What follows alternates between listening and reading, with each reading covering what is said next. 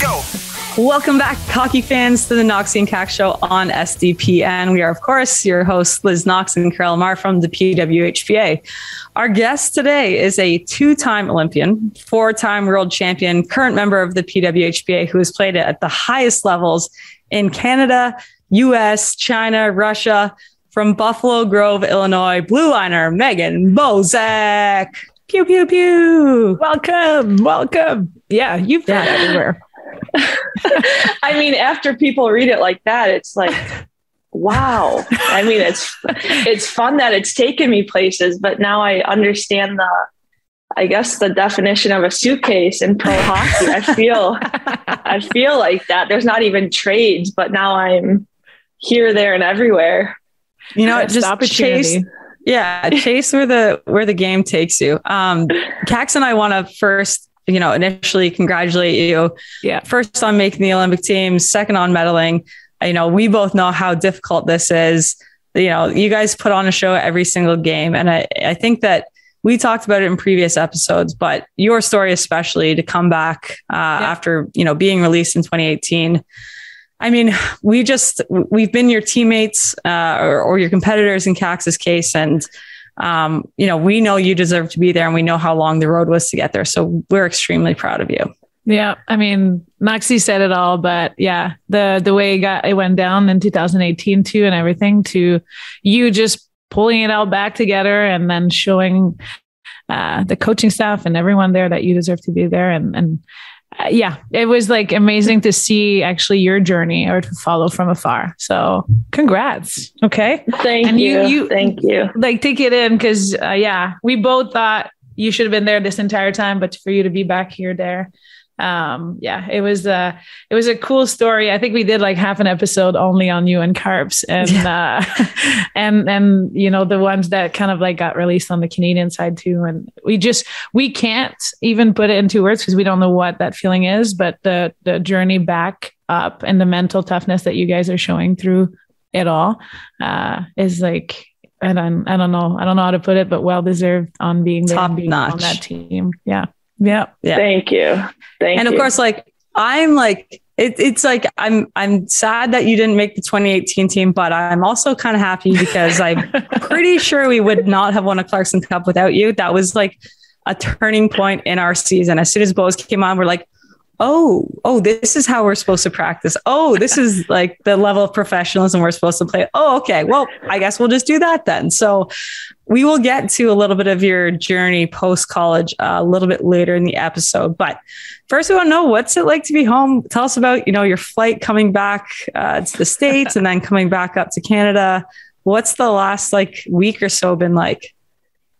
Yeah, coming back from the Olympics is always a bit of a whirlwind. Not really sure what to expect, but I ended up going back to Chicago to visit my parents for the past week and a half. And it was actually really fun to be back there. A few special key dates happened there, just with getting a street named after me, which it's incredible.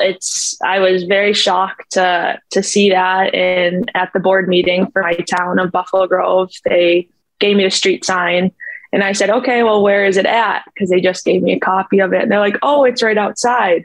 I'm like, okay, perfect. So I go look outside and it's literally between church and police. and then Megan Bozek way. So it's kind of fun. I went to a Catholic school growing up. So the school I went to is 2 blocks down the road. The police station is right there. So if you ever visit the police station as a young kid too, this is part of a little bit. I mean, we don't have to do that, eh? Yeah, we don't have to go into things like that.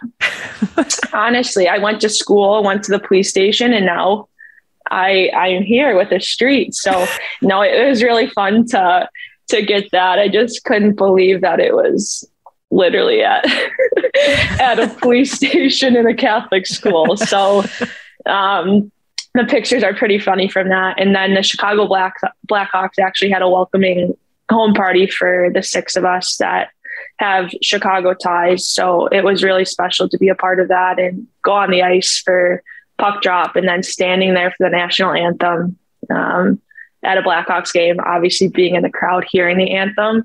is crazy, but being on the ice, I don't think I've ever felt anything like that. Like I was nervous.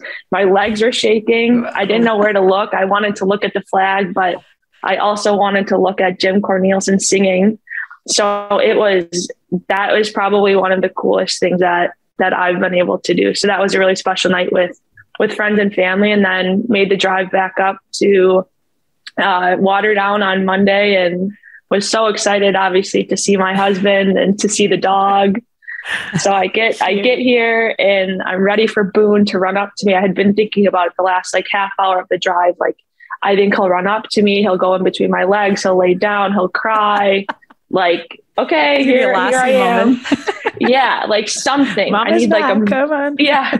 Well, he runs outside. He has to go to the bathroom first, so that's a delay.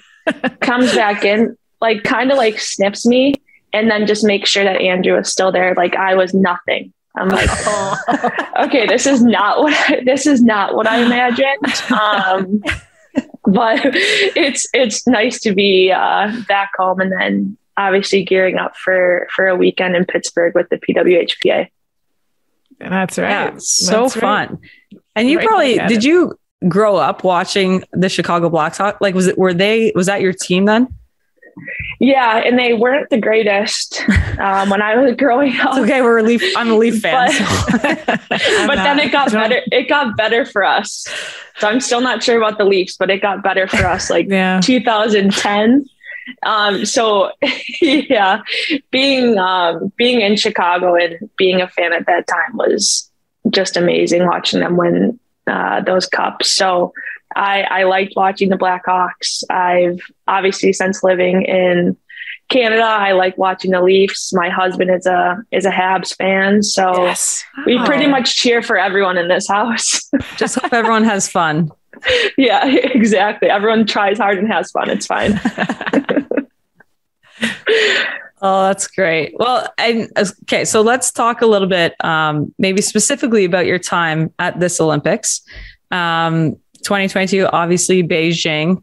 Tell us who you were rooming with, some fond memories. I mean, the hockey is one thing, but we all know as athletes, the things that we remember most are typically, stuff that happened outside or off the ice. So maybe give us a little taste of what your Olympic experience was like. Yeah.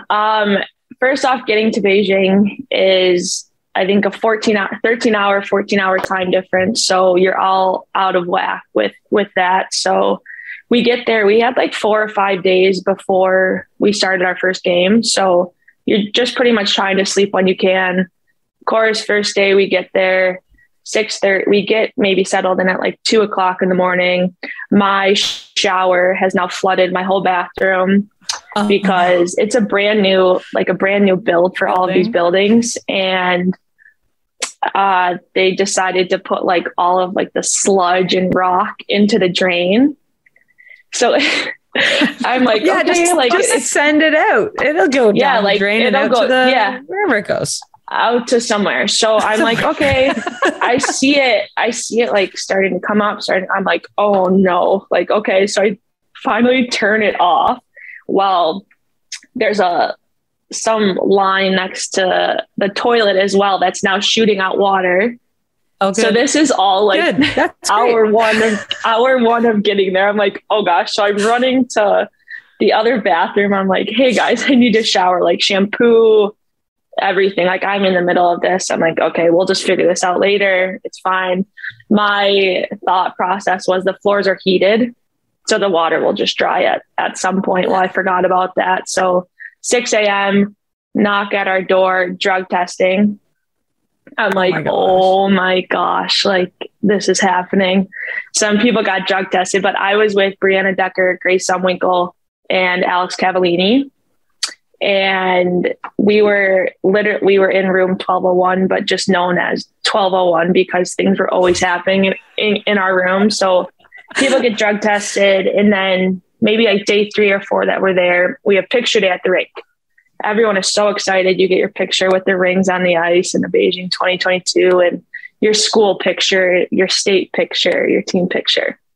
So Brianna Decker straightens her hair every day just to put a hat on, but she needs like she needs everything straight. So I'm like, okay, fine, perfect.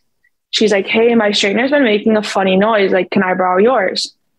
I'm like, absolutely. Oh, no. So she plugs it in, straightens everything. So perfect. Okay. She's like, it's just a little hot, just to let you know. I'm like, okay, that's fine. Oh, no. So I have my hair down, this is going. I brush my hair, go like this, straighten the first piece. The straightener won't open. The straightener is now, the straightener is now stuck, like literally stuck. I'm like, Dex, no. I'm with Dex. I'm like, Dex, I can't open the straightener. So now like the outside of the straightener, like the metal part is now turning. So it's about to fall. So what does one of my best friends, Brianna Decker, what does she do? Well, she stands there laughing and says, hold on, I need to get my phone to take a picture. I'm like, Dex, this place is either going to catch on fire because this thing is smoking so bad, or something is going to happen. Like the metal pieces are now like flapping. So oh my God. She got her phone, but then helped me open the little like balcony window on the 12th floor. So now I'm standing outside, dangling my straightener out of the window, just like waiting. And then it just crumpled, the whole thing. So now I'm missing. I have bangs. I was going to say, for sure, cut your hair, burnt it. Like something happened. Like if it closed. It's. I think there's a picture of that.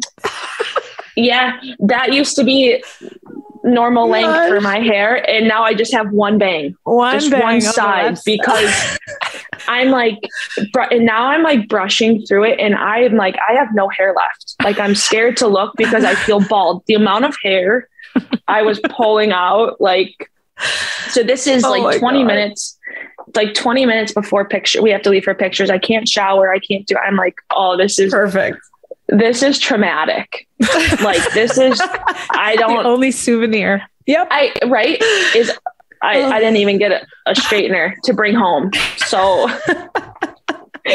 So yeah. So that. Oh, it was terrible. No, go ahead. No, I was just gonna say this. It's awful. No. Go. Yeah. No, you go. No, I go. No, you go. Okay, you go. I was going to say the exact same thing happened to me when we were in Turkey with like the university ad. Like we sent a team there and I was like, oh yeah, like I'm going to straighten my hair. Actually, and so was my roommate at the time.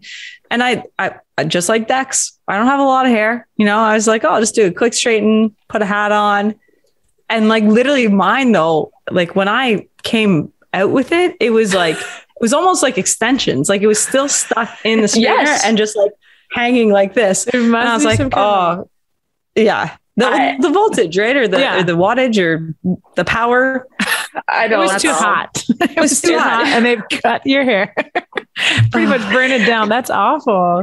So now I don't think I can ever use a straightener again. I just got a new one in the mail and it's still in its box. I think it will stay in its box for a long time. God. But the amount of hair I lost was just, and then like when I get out of the shower now, it's like a little like, now it's you got like a little, you're like a grease, like the, grease light, and you got like a little John Travolta curl. Yeah, put some hairspray and just like make it a design.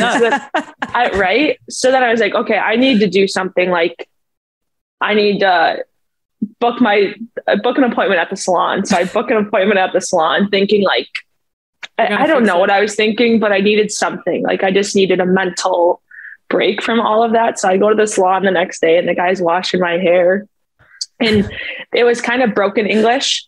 So he looks at me, he's like pointing at it. Now he's playing. So I'm like back, like literally like this, the guy's washing. And now I just feel he pulls the hairs. Now they're here. And he's like, what happened? I'm like, okay, well, it's very, good thing it's not noticeable. It's very fresh, like very, like nothing happened. So then at the end, I got like just a little bit of a trim. And at the end, he's blow drying my hair. He's like, do you want me to curl or straighten it? I was like, absolutely not. Nope. And the guy's like, no, it's part of it. Like a different like translator came over. He's like, no, it's part of it. Like you can do that. I'm like, absolutely not. I'm okay. Thank you. I'll be leaving Hair now. dry it. That's it. Just leave my little tufted hair alone. Oh my God. Yeah. So it's now it's just a little bang. And it was funny because with the mascot, like Bing Dwen Dwen, then we just started saying Bing Bang, and it just became so that was part of 1201. And then the next day or 2 days after, Brianna Decker gets injured. So Scooter. that was another thing of 1201 that it was just crazy. And the day after Dex gets hurt, we have 6:30 drug testing, 6:30 a.m. drug testing again. And then Grace Sumwinkle ends up getting hurt during one of the games. And it was like our room, like no one came to our room. It was like Murphy's Law room. Yeah. No one wants to. It started with a bang and then, yeah. Yeah. So people, it was incredible how much water could come out in such a short amount of time at 1 a.m. Flood, bangs, injuries. Yeah. Okay. Whew, but we survived that room. Well, and you have great memories for it because those, like I said before, those are the things like, I mean, when I look back at, college or CW or whatever it may be, those are surprisingly the things that we remember as much as we remember our medal performances. So let's go switch gears a little bit. We'll take it back, kind of like talk us through maybe your like last few years of high school, and then how you chose where you went to college, and then we'll get into a little bit about your time with the Gophers. So take us to high school first. Yeah. Tell us why you got that street named and placed between police and church. Please bring Megan us back Bozek to that time. Way. Right? Is it Way or Drive? I think it's Way. Oh, okay.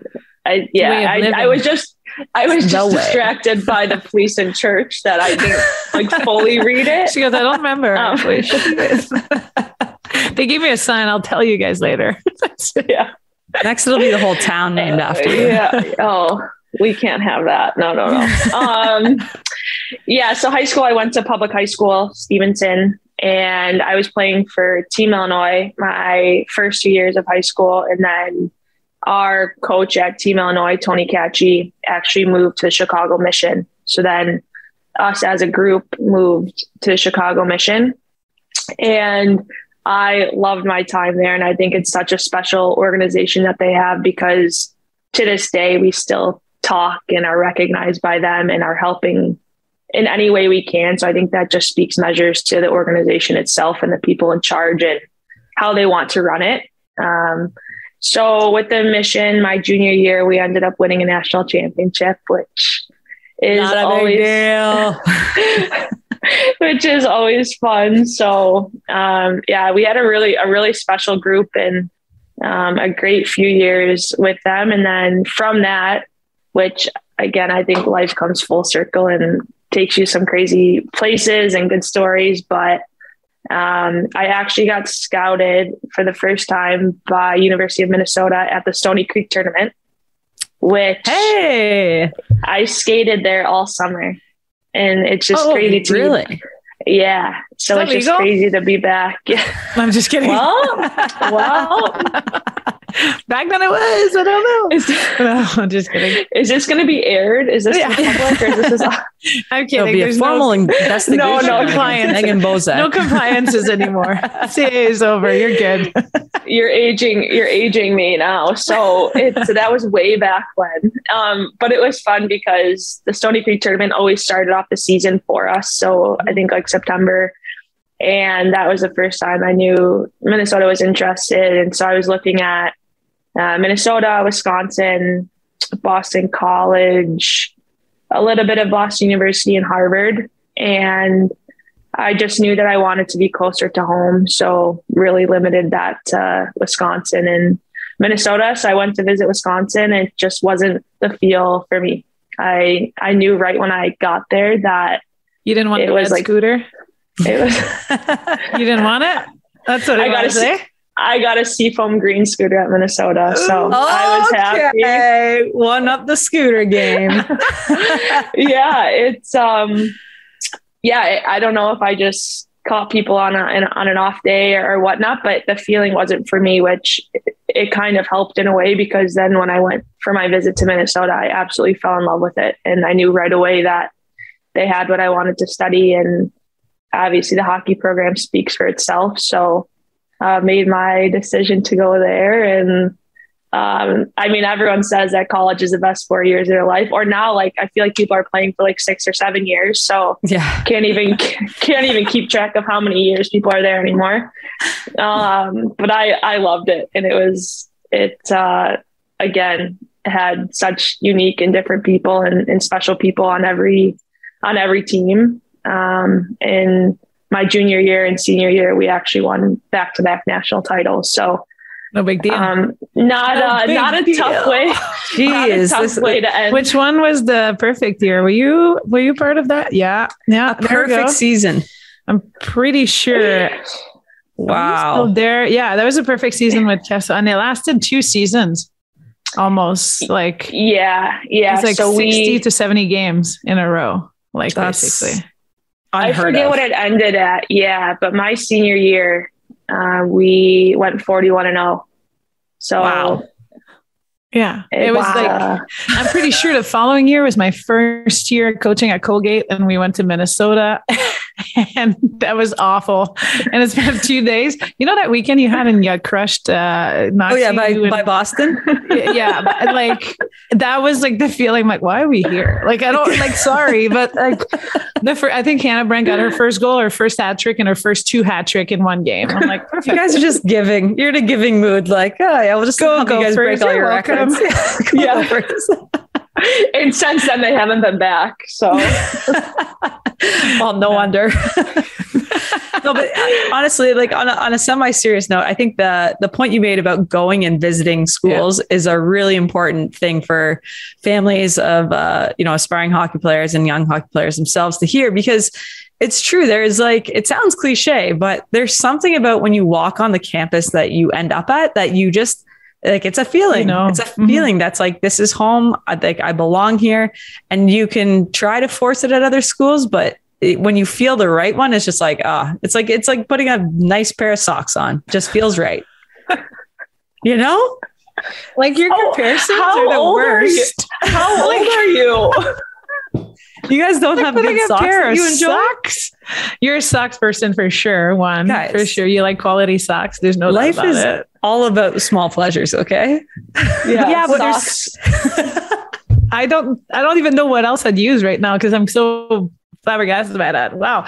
Nice pair of socks. But I do agree with the feeling of being on campus and simply like just knowing right away, or like you go visit and then you visit other school and you're like, nah, but it wasn't as great as that school, or it wasn't as great as the feeling I had on campus. And too often nowadays too, people don't take the time to actually go visit, because your commitment is so early. I guess compared to our time, I'm even older than you now, but like you got to go visit, do your official visits probably, right? Or do a couple during the program before choosing. So I want people to go to campuses and check the rink and see how it feels and meet the people that you'll be playing with and the coaches that will be coaching you for a few years too. I think that's super important. I agree. Yeah, and everything's not always on the label, right? Like you can easily think that, oh, this is my top school. I want to go here. I want to go here. And then like Kax is saying, like you both saying, like you go to the campus and you're like, oh, doesn't feel the way I thought it would. So good advice for young hockey players and families of young hockey players, because now, like you say, Kax, they're like 13 making this decision, which is, it just blows my mind. Take your time. I don't even know if I should say that, but take your time if you can. God, like I didn't know what I wanted to do when I committed to college, and like we all think we're going one direction. You get to college and you're probably going a different like scenario completely, or a different major. Like who are we to know exactly what we wanted to do at 13 and stick with that? So I don't know. Definitely not me. Didn't know what I wanted to do when I was 25. So maybe talk us through a little bit about, the school side of being a Division I athlete, and, what you studied and how you balanced school and hockey and all those fun times, your 4 years. I think before I move on to this, just a little funny thing about then committing to Minnesota is I don't even know if they do home visits still, but back when they used to. So Brad Frost, head coach of Minnesota, was in Chicago. So he stopped by to meet my family, whatnot. And I had a Wisconsin poster just hanging. Oh, no. Well, how did that go? But it was fine. Everything's fine. But I think schooling wise, it's so important because obviously with us trying to push and lead the way to have a professional league, the reality of it right now is that we need something else.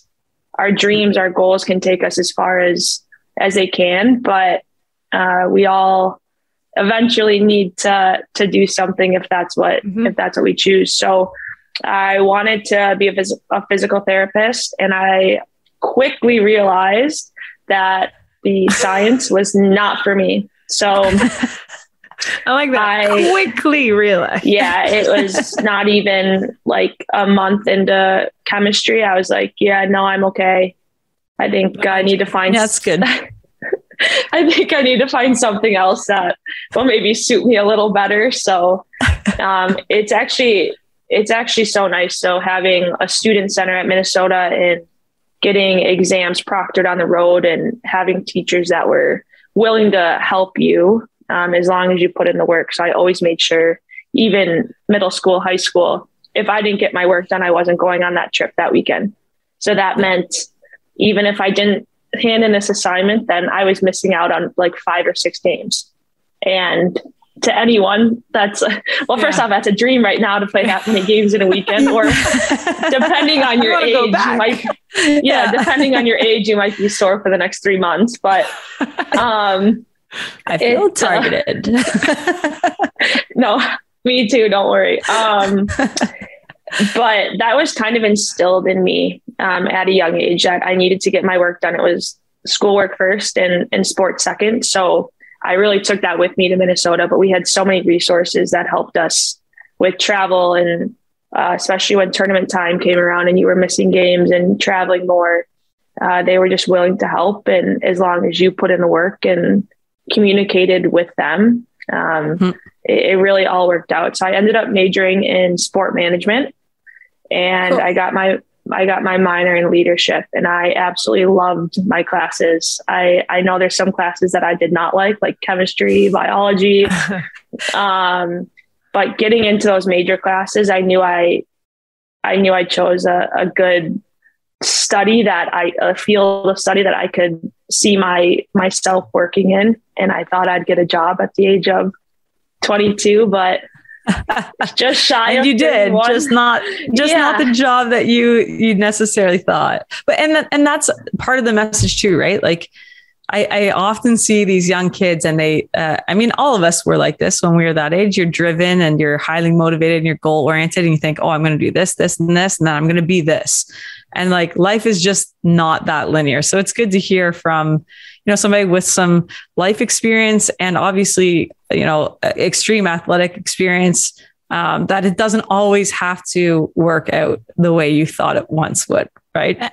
And the pressure that's attached to us graduating and needed to find a job right away shouldn't even be there. Keep playing hockey, keep doing what you want to do after, and take your time type of thing. I think it's so sad when people switch too quickly or are still passionate. Like they just finished college and then they want and completely quit hockey, although they still want to play, let's say. And to me, that's almost where the best years are coming usually, or you're finally your true self, or hockey players that you should be in. And I think it's funny, Meg, that you went into leadership and then sports management and everything and stuff. And I was going to ask you a question solely about your teams with the Gophers. So you said the last two were the last one was exceptional. How was the journey from year 1 to year 4? And I like the fact that you studied in leadership and you were a captain at the end of your career too. So I don't know. I'm not paid off. I didn't want to say you didn't have it in you before naturally. But I'm just wondering, first, which team was your favorite throughout the years? And then, what have you learned throughout your career, I guess. And then this leadership minor that potentially helped you with your hockey team. Yeah, I think what actually caught my interest with taking a minor in leadership was I'm very grateful that I have this. But a few of us were talking about it, and we saw that there was a trip to South Africa every summer if you were in the leadership minor. So a few of us were like, wow, that would be so fun. Like, maybe we could get a trip to South Africa. And then after your first class, there were 4 major classes for the leadership minor. And it's an individual leadership. And then you go to a group, and then you go to a world setting, and pretty much discovering, like you said, like discovering who you are. Yeah. Like what you want to do, but it's not rushed. And that's what I appreciated. It's not just trying to read a book and dissect everything within a matter of 2 months, because then everything was connected in some way. So it really was fun to be a part of that. But I think anyone can say that going and playing at a school where you don't know a lot of people, but also Minnesota with how talented they are, it's scary. It's nerve-wracking every day. I really got a taste of, okay, will I be in the lineup? Will I be playing? Will I be a role player? All 4 years? No, so the first year, right? This was, kind of my first year. And I settled in with, I was actually playing with a senior my freshman year, which really helped me. And I think I really took that to heart, to know I was looking up to her. Yeah. And then I could be that for someone following. That's cool. I think every team just had different characteristics that made us unique. And my freshman year, we hosted the Frozen Four at Minnesota. So we ended up making it and losing. But it was just so fun to play in front of a home crowd. And my sophomore year, we didn't do that well. I think we lost at Boston College in the Elite Eight, or I think it was that. And then my junior year, I feel like sometimes your team has to go through some adversity, whether it's amongst players or any of that. We really never had issues amongst players. And that was, I think, a blessing in disguise. But then a teammate of ours had a death in the family my junior year. And that was right before the end of regular season and before playoffs. And that's when we kind of started our win streak. Yeah. Because something so tragic just brought us that much closer together. And I wish we didn't have to go through that with her, but we did, and we were there to help her and to finish off a season with a national championship. And then going into my senior season, just so you know, me too. I'm like goosebumps here. Hope the listeners did too. It's like you never wish anything like that, but we play a team sport for a reason.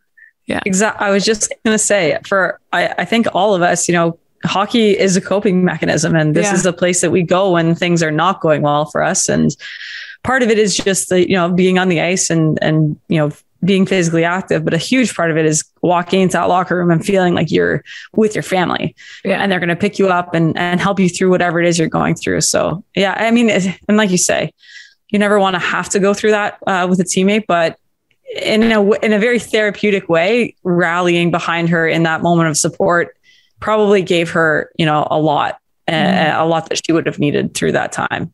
That's incredible. I'm like, you're eating. It's so it was obviously a really happy ending to that season. And then senior year, just obviously being recognized by your peers as a captain. And I was a co-captain with Bethany Browsen, who now coaches at University of St. Thomas. I think is just special in itself, but knowing that everyone's a leader on the team, but that added, it wasn't a stressful environment. It wasn't anything, just the added bit of pressure.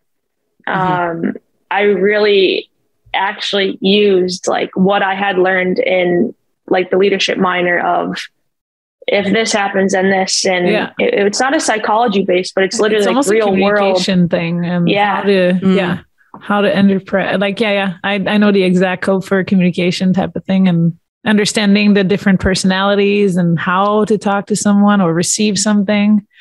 I know exactly what you're talking about. This is very cool that you were able to apply it in the locker room too. Yeah, it's one of the things that stuck with me most, honestly, in that class, in the classroom with that, is our teacher had young kids at the time, and every time his son would fall down, he would cheer. I'm like, oh my gosh, like, okay, like child services will probably be here soon. Like thinking like this guy's crazy. He goes, no, you have to celebrate these, because now every time he falls down, he'll cheer.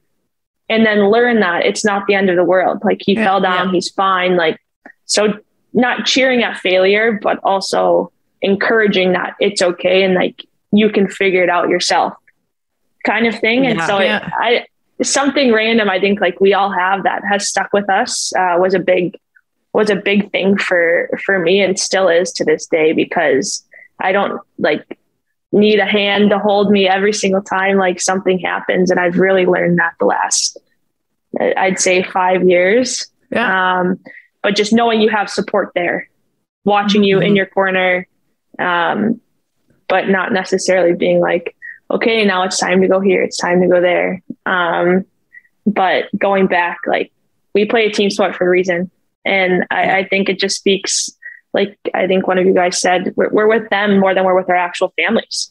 Like I didn't live close to my parents, and that is my family. Every team is my family every year. And you have those stories and those experiences and those memories that last you a lifetime. I love that. I mean, I don't know how you felt as a senior, but you broke every single records as a defenseman. So I think that allowed you to also play free, so that's awesome. You probably helped your teammates, and it allowed you, that celebration of like failure part probably allowed you to push your comfort zone, just push your game as well too, at the same time. So, and now probably served you in the past 5 years and to this crazy journey you just had too. So very neat. Yeah. I love it. Imagine that. Thanks, the things that we study in university help us. I mean, it helps at some point. Who would have thought? Except for chemistry. Except for chemistry. You don't need that. That's not going to take you anywhere. Some people please study chemistry because it might help us. Personally, it didn't help me. The ones that know not to, please do not. Yeah. If it's not your thing, it's okay. It's okay to walk away sometimes. So we will get into a little bit now of the post-college career that we were alluding to at the beginning of the episode. Bo's put, the suitcase label on it, which I would never do. But just to quickly summarize, Toronto Furies 14-15, Buffalo Buttes 15-17, Markham Thunder 17-19, KRS Vancouver Rays 19-21, and all mixed in that. Still world championship teams, Olympic teams, PWHPA. So tell us, I mean, honestly, this is one thing that I do admire about Boz. If an opportunity presents itself, she will evaluate it. And if it's good for her, why the heck not? And I think that that's an admirable quality, because it's very easy to get complacent. It's very easy to get comfortable. So talk us through, well, first of all, I was tipped off. You got drafted in 2014. So after college, to the Toronto Furies in the CWHL. And I was tipped off that actually in your first game, you didn't even get to wear your own jersey. I don't know if you forgot it or if they didn't have one for you, but Michelle Bonello gave you hers, which is a very Bobo thing to do, but you guys are quite different sized. So I'm going to send Jesse this picture. Please do. Please do. It was like the fat guy in a little coat. It was like I couldn't even, and I don't even remember that game. Were you able to wind up? There's no way that slap shot came down that game. There's no way I was even able to sit on the bench because I could not get up. If it had buttons, it would be popping. It was, and they would have popped. And I looked at the picture quickly because I texted Bobo before we got on. I was just like, hey, I need some funny Bo stories. And you're not even wearing the same color socks as the rest of the team. You're in a white Team USA. Like, why? It literally looks like somebody walked off like District 5 of the Mighty Ducks onto Team USA. Like, just so American, eh? Those are American. They just yeah. I guess Toronto. They were happy to have you. Toronto didn't want me. I don't know. They were like, I can guarantee they were so happy to have you. This is where we coined the Bose bomb, your infamous, extremely heavy slap shot from the point. Yeah. Talk us through some of your post-college days. I'm sure there's plenty more stories like that. Yeah. She's like, where to start? You can start with Toronto and then we can move to the Buttes.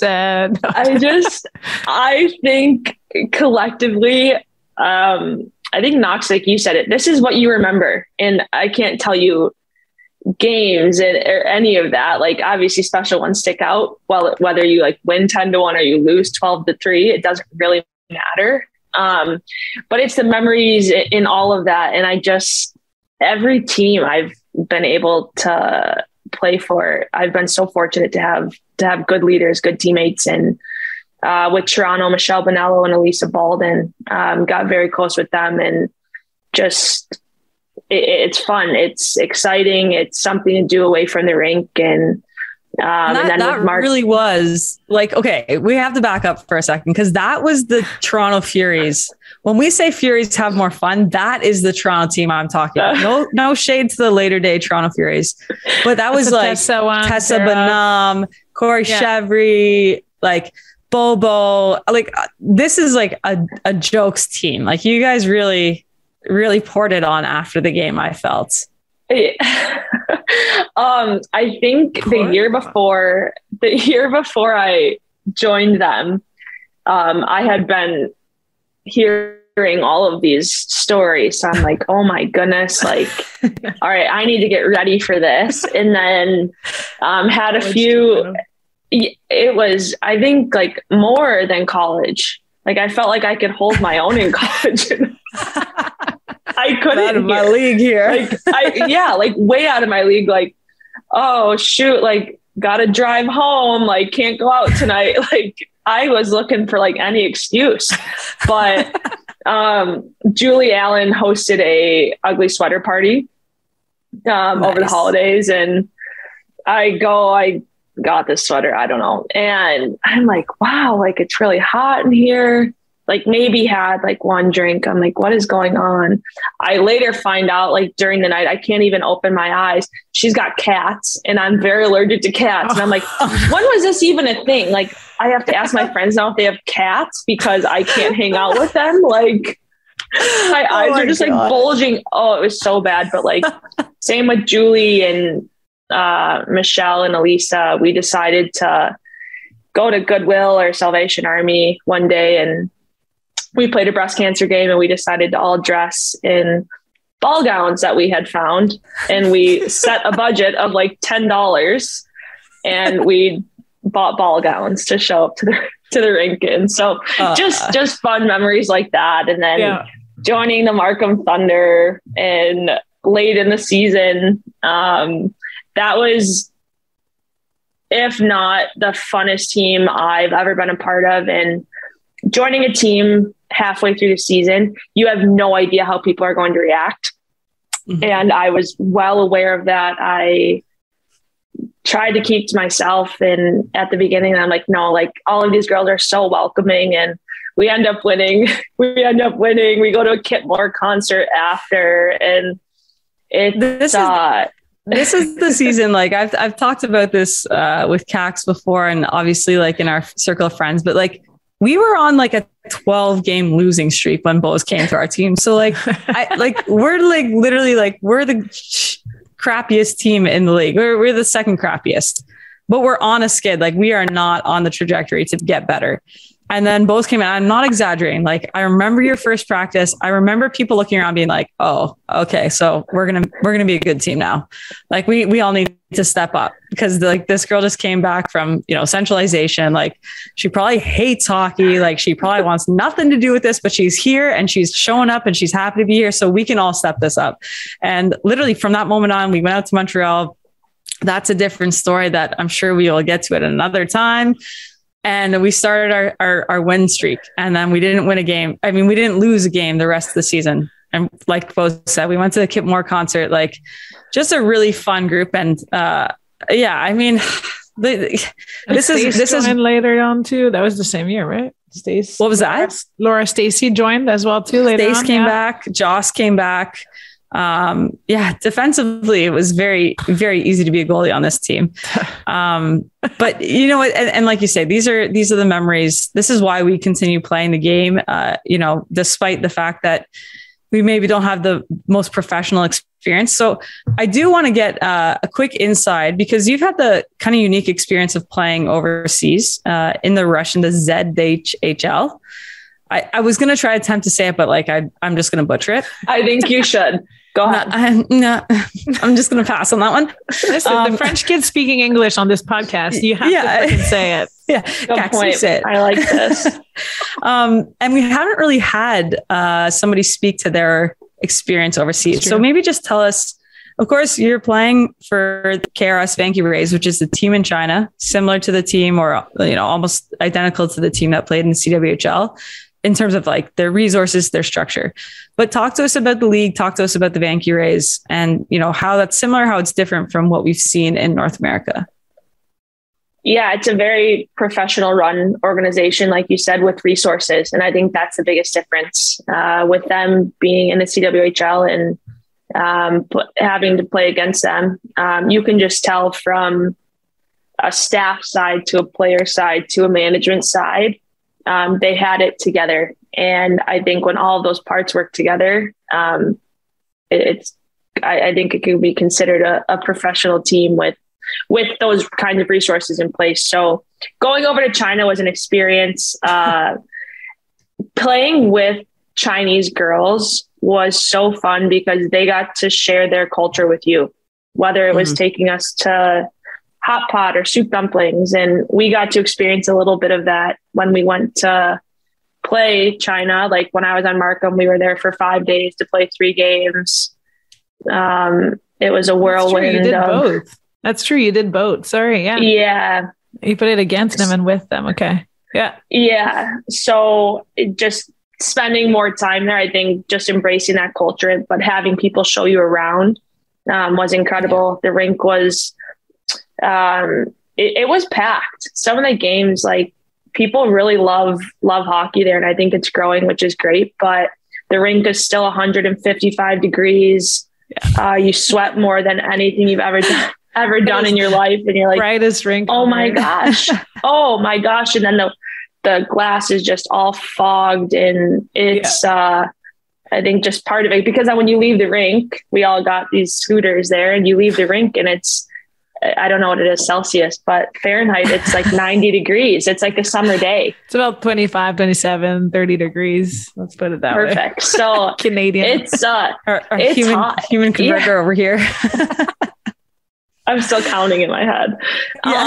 30, 32, something like that. Yeah. It's really hot. Really, really humid as well too. Yeah. So it was nice just to have the nice weather to go play. And it was nice. We were done every day by like noon. So you got your practice in, your lift in, and then you were done for the day. So that was fun. And then COVID hit, and we ended up moving to Russia, since everyone in our league is from Russia. So moved there. We were in St. Petersburg for about a month, which again is such a beautiful city, and ended up winning a championship there. And so then I signed. So you guys just went for that month? Like until then you were flying back and forth, or how did that work? Yeah. So usually you'd go and teams would come to China to play. And then Alex Carpenter and I still had to come back for a December camp. We had to come back for January series, like our rivalry series. So we were everywhere. In a global pandemic, no less. This was before. So we may have been patient zero bringing COVID back.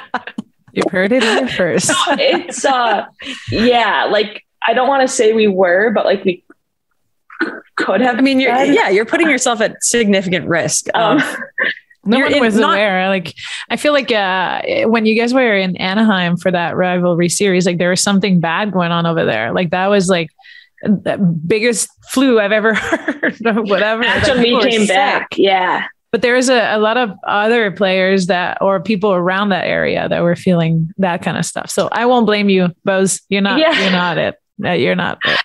I'd like to say I didn't have a cold. There you go. But there you go. So we found out right before we flew back for the Anaheim series that our team was now moving to Russia. So then we joined in St. Petersburg, stayed there for about 3 or 4 weeks, and then ended up going back that September to play our season. And it was obviously, with the state of the world, like sad that everything was shut down and all of that, but we actually played a full season. Wow. And we would test every second day, blood work. We did the nasal test, the throat test. Like it was intense, but you also knew like if you were able to play, and so many games were canceled or postponed, but we ended up playing a full season. And then of course, when we made it to the championship series, the other team got COVID. So our league was just called, and then they ended up playing the championship this season with a completely new team. So we weren't able to play in that, but being in different parts of Russia, I never thought I'd be in Siberia. I found myself there a few times. The Georgian food is fantastic, is what I've learned. And when you ask for help, they don't really take it as you asking for help.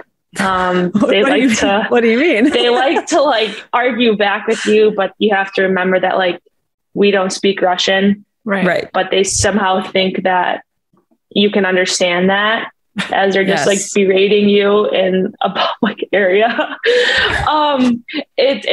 And what I learned is people would put holes through their masks so they could smoke their cigarettes in Russia.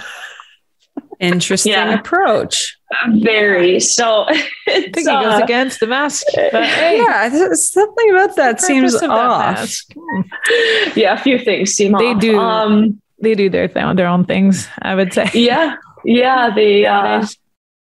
they do. So it was actually good to play even if we weren't playing games, just practicing almost every single day and having that. But then was very happy to come back home, and that brought me into decentralization, where we moved to play in Minnesota, right outside of Minneapolis. Mm-hmm.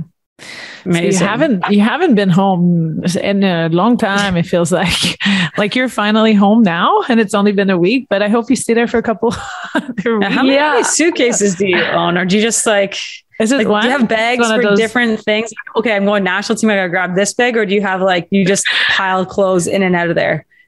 I keep different bags, and it's nice because I have this team stuff there and I have things like that planned. But my God. And in part of this whirlwind, I got married. Why not? Of that too. Why not mix that in? And, yeah, honestly, it's great to have support that understands kind of your schedule. And my husband's a rugby player, so just having his schedule as well, just conflict with mine and having a dog. It's been a lot, but it's amazing. And we ended up having a little COVID wedding in our townhouse backyard, and we're 0 for 2 on celebrating our actual wedding. So in the year 2076, we'll probably have a celebration, and I have my dress, so I'm ready. I'll be invited. Put some new tennis balls on your walker. Yeah, you're coming to party. I'm gonna put some bedazzles on them just to spice it up for you guys. Love it. Of course, not just a rugby player. Andrew, an elite rugby player, plays with the national team. Was in the national team program, and we wish him a speedy recovery. We just found out before we got on here that he's going through a little bit of a surgery soon. Really soon, like tomorrow. So we're thinking of him on your plate too. Yeah. And I didn't go to school for this, but we'll see what done the chemistry. No, that's fantastic. Yeah, we're getting close to wrapping up. It's crazy how fast, an hour can go by just talking to our guests, and you're no exception. But I did want to talk a little bit about your involvement in Nine Hockey, which is your hockey school that you run with Kristen Richards, who I know pretty well. And just talk us through. Yeah. She's a good friend of mine, really good friend. Talk us through why, the thing I love about your guys' camp, honestly, is the adult development, because this is a growing niche market in hockey. And I love it. It seems like the women's game has really honed in on it. Talk about what you love about adult development and, kind of why you guys keep doing it. Well, Knoxy, I think you're almost at the age where you can join our adult camp. So this is fun. This is good. I like this. I'm probably over the age, actually, if I looked at the website. You need to be retired. Oh, well, I just keep, she keeps getting the call back. I mean, it's not her fault, It's an honor. Yeah. She says yes every time. Just the yes guy. Yeah. Nine Hockey with Kristen Richards is so much fun. We started an adult weekend pretty much, and we called it Weekend Warriors. And we just found that adults that have kids or don't have kids, they want to be involved. They've watched it on TV and or they've watched their kids play it, but then they don't have the opportunity to play it themselves. And so we put together this weekend camp, and it just grew. And it's been so fun seeing familiar faces from staff that we've had or fans that we've had at Markham, to people that have played maybe 5 times in their life, to adults that used to skate, but they haven't skated in 25 years or even sharpened their skates in that long. It's, you hear them all, but one of my favorite things about it is just them sharing their story after and just saying what they learned, how tired they're going to be for the next 3 weeks. We get a lot of those, but we had a guy at one of our last camps that just forgot his helmet. Just decided not to bring a helmet. I think he just decided not to bring it. So I'm like, okay, let me look. I can't really give him mine. What are we going to do here? And we're on a smaller rink as well. So pucks just fly everywhere. And he's like, no, I'm fine. I don't need a helmet. I'm like, maybe legally, I think you do need a helmet to skate. But right. He was so adamant to come out. So he came out just shaggy hockey hair to just a silver fox out there. His he's wearing equipment from honestly maybe 1980 and just loving it. So I'm like, okay, I'm stressed the whole time. I'm like, hey, if you can just maybe push up in the corner so you don't get hit with a puck. Well, he didn't care. So clearly he grew up playing without a helmet. He would stand right in the back of the net, right on the side of the post. I'm like, oh my gosh, I'm going to get, I don't know, a phone call from who, but he's going to get hit. I'm going to get in trouble. Come on. And then we get an email from him being like, that was the best day ever. And so it's funny stories like that, or people that literally don't have equipment. So they come out with gloves, skates, helmet, stick, and they don't know if they can skate back. Yeah. They don't know if they can skate backwards. They don't know if they can turn. And Kristen Richards is phenomenal at what she does. So they leave with a lot of knowledge, and we also have a blast doing it. And then we usually have a social in the parking lot during, and have some beers and some snacks and just chat if they want to hear about our stories, or we can hear about this guy's a lawyer, she's a doctor, she's a writer. That's awesome. It's really fun. So I'm Steve Dangle, because he's with SDPN, and I've heard that he's been looking for some skill development. So we might have a hook up here. We'll see. We'll see what we can do for Steve. That'd be fun. I know some people. That's awesome that you get to hear their stories too, and they're probably so pumped to hear yours. And then you sharing.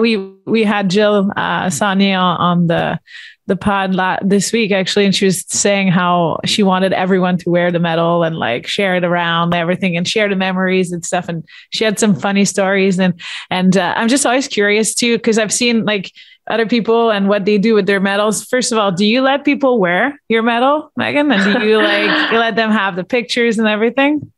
I do. And I love it. I think, share it with as many people as you can. Except last week I went to lunch with my aunt and my uncle, and I'm like pretty careful about it, but also again, like I let anyone hold it or wear it. And my aunt and uncle see this older table of 8, and they're just in town from Florida. I'm learning as they came to the table. She's like, if this was your grandma, she would have loved this. Like, let's invite them over. I'm like, yeah, perfect. Sounds good. So the lady comes over, sits right next to me at my table, like doesn't even introduce herself, just comes and sits right down. And I'm like, hi, how are you? Whatever, making small talk. And I give her the medal, drops it right on the table. I'm like, it's slipped. Okay, it's okay. She didn't even react. She just thought it was like a napkin she dropped. She's just like, I'm looking at it and like still talking to me. My face is like beet red. I don't know what to do at this point. I'm like, is it dented? Like it's a little chip. But then after seeing Abby Murphy's medal at the Hawks game, she dropped hers on concrete and she's missing about half of it. So I'm okay.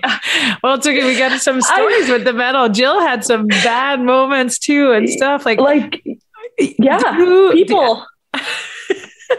So where do you keep it now? I was going to say, where do you keep it? They're both in fuzzy socks. And a good pair of socks. Like I said, it's like a good pair of socks. God, but like these are like fuzzy socks that you would never wear like in public or like out of the house. It's easy to carry around or to put in a bag. Bring it out. Like you literally here, I'm gonna but to go back to your point, like I also love hearing other people's stories and stuff about the medal and like where it's been and whatever. But I think it also has to be noted that obviously we train to win a gold medal. No one trains to be second or third or whatever place. And I think collectively we need to do a better job at celebrating something that's not gold. Yes. And I'm not just saying that, like I felt it, and I felt it at World Championships winning a gold, and then obviously at the Olympics winning silver. But I think it's something that really should be celebrated because it's incredible to come back from the Olympics, but with a medal. And absolutely. I think I don't want to say like in our sport, but there's a divide between like gold or nothing. Yeah, it's tough because there's a win-loss in that one game and both receive a medal, right? But I think that the sharing part and the reactions of people to be so impressed to see this silver medal and this like, wow, like this is amazing, and providing those kind of memories to the people. And they're like as proud as they should be to see you with this medal, like should also transform this feeling of it. You didn't lose. You made it to that final game. You beat a ton of people to get there, and you worked, really hard. And we can't equate the color to that specific game. In the game of hockey, there's so many things that can go right or wrong for your team. And that medal is actually, symbolic of the 4, 8, 12, 16 years that in women's hockey, these athletes have put in, and in other sports as well. But certainly in sports that we only get to see once every 4 years, this is a manifestation of waking up early on days that you don't want to, going to the gym when you're tired, finding time for your partner when you are spent from being at camp all day. Like this is more than just one hockey game, one goal or one mistake. This is really an accumulation. I think that's the point. I'm glad that we brought this back, on this episode, because this is our message, right? Is that this is so much more than just the one game that we see on TV, the gold medal game or the bronze medal game for some of the European countries. And it needs to be celebrated. And like we started the episode, Kax and I were so proud of you. We have a little bit of an inside track on your journey and what it took you to get here, and the support of your family and Andrew and Boone, of course, but all the teams that you played along the way, and the role that every person you've met has played in your journey. So we are happy to celebrate your silver medal with you. I wish you had it right now so we could see it, but we can post a picture. Hopefully we can, get the lighting so we don't see the dent that our dear friend's grandmother put in it. Didn't even catch your name. Didn't even catch your name. Oh yeah, this nice young girl for that showed me her medal. But it's like she didn't even react. Like I reacted by like staring at her, waiting for her reaction, and it was just like, oh, so wow, that's nice. I'm like, well, it's not nice anymore because half it's missing. Well, happiness is better shared. And you know what? You got a great story out of it. So we will close out by saying March 12th, which is this Saturday. I can't believe it's this week. 4 p.m. at PPG Paints Arena in Pittsburgh, hosted by the Pittsburgh Penguins, put on and showcased with the PWHPA. We're going to see a rivalry rematch, and you can see Megan take to the ice, either in person, on TV, online. Everything you need to know is at pwhpa.com. Tickets are at Ticketmaster and linked on our website. So we're very much looking forward to it. Megan, thank you so much for coming on. And I can't wait to celebrate that silver medal with you once you get settled here in Ontario. Thank you so much, guys. This has been fun. Hopefully, you guys can catch the game on the weekend. I've been training really hard by going for a few runs, sitting on the bike, going for walks. So... Oh, well, you're going to be top notch. It'll be sick hockey. That'd be great. Thanks, guys. Thanks, Boz. The Knoxy and Kax Show on SDPN, produced in partnership with the PWHPA. Follow Knoxy and Kax on Twitter at 27Knoxy and at Karell Emard. The views expressed are those of the individuals and are not necessarily those of the PWHPA. Check out sdpn.ca for more Knoxy and Kax and the rest of the SDPN crew. She scores!